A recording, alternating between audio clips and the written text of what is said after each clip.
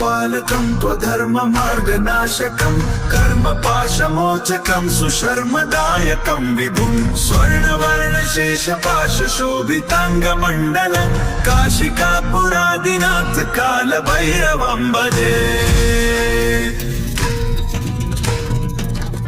रत्नपादुका प्रभाभिरामपादयुग्मकं नित्यमद्वितीयमिष्टदैवतं निरञ्जनं मृत्युदर्पनाशनं करालदंष्ट्रमोक्षणं काशिकापुरादिनाथ कालभैरवं भजे।